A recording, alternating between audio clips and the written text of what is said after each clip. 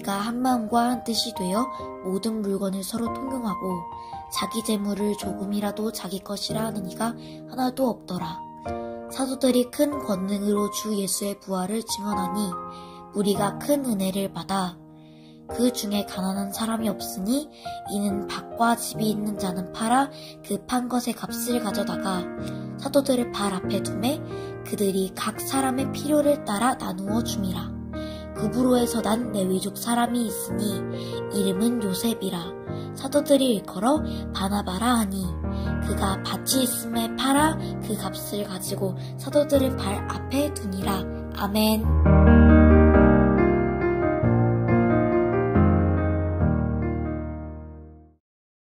좋은 아침입니다. 이번 주는 사도행전 4장을 면밀히 살펴보고 있습니다.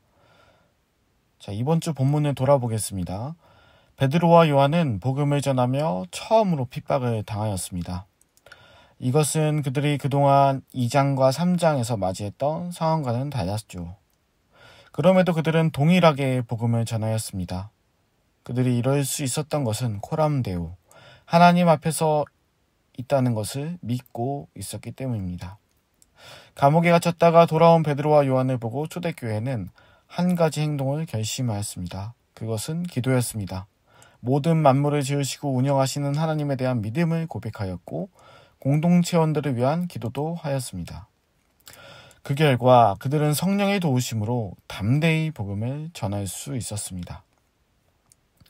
오늘 본문은 이후의 상황을 다루고 있습니다. 담대히 복음을 전할 수 있던 초대교회, 그 구심점에 사도들의 증언이 있었는데요. 33절입니다.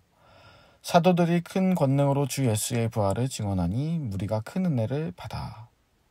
사도들은 예수님의 부활을 초대교회에 증거하였습니다. 부활 사건을 알려준 것은 의미가 있는데요. 왜냐하면 베드로와 요한이 4장 초반에 핍박을 받게 된 이유가 바로 이 부활 메시지를 전하는 것 때문이었습니다. 그래서 4장 초반에 보면은 사두개인들이 이들을 핍박하고 옥에 가두었던 것을 볼 수 있습니다. 베드로와 요한이 부활이라는 주제의 메시지를 전하다가 핍박을 받았음에도 사도들은 오늘 본문에서 오히려 이 부활이라는 주제를 더 초대교회에서 증언하고 있는 것을 볼 수 있습니다. 증언하다, 이것은 원어상 당연히 할 일을 하다라는 의미를 내포하고 있는데요.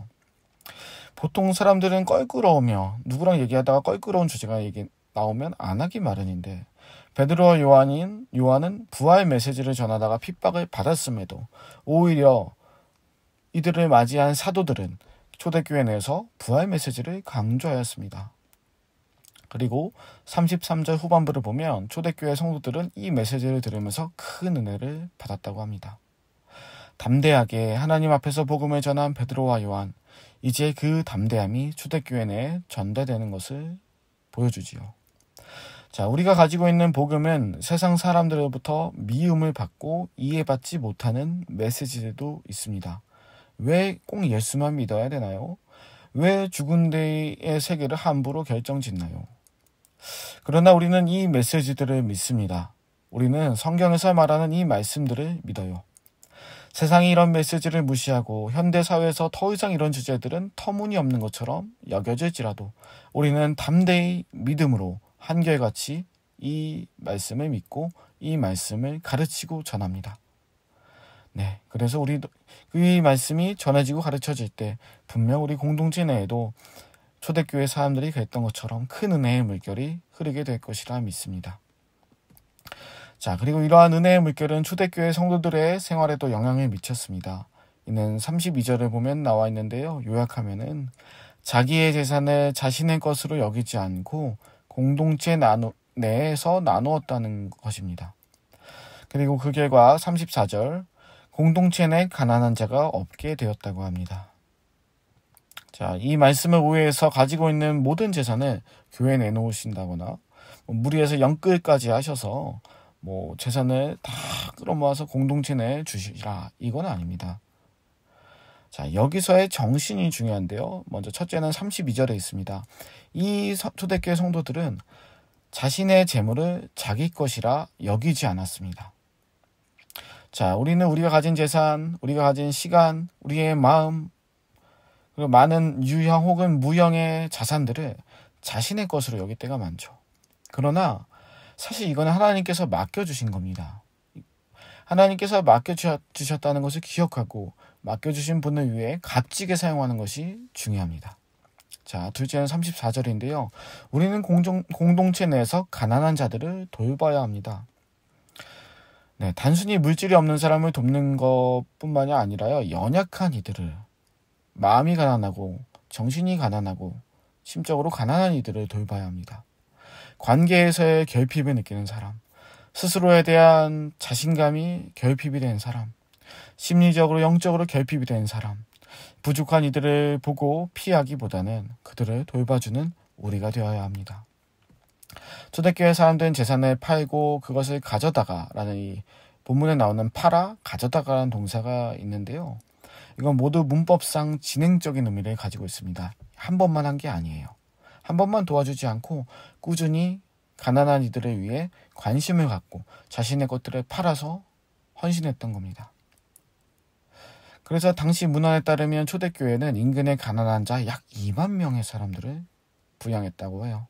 꾸준함이 이만한 나눔의 열매를 맺은 겁니다. 우리도 마찬가지죠. 우리도 한 번만 헌신했다고, 한 번만 연약한 이들을 돌봤다고 끝나는 게 아니라 꾸준히 우리의 마음도 때로는 시간도 그들을 위해 헌신하는 것이 필요합니다. 자, 말씀을 마무리하겠습니다. 우리는 우리에게 있는 복음, 이 복음을 한결같이 담대히 믿으며 붙잡으며 우리의 삶 속에서 담대히 적용하면서 전하면서 살아야 하고요. 또한 우리는 우리의 오늘 하루를 나의 것으로 주장하기보다 하나님께서 주신 것으로 인정하고 맡겨주신 하나님을 위하여 값지게 사용해야 합니다.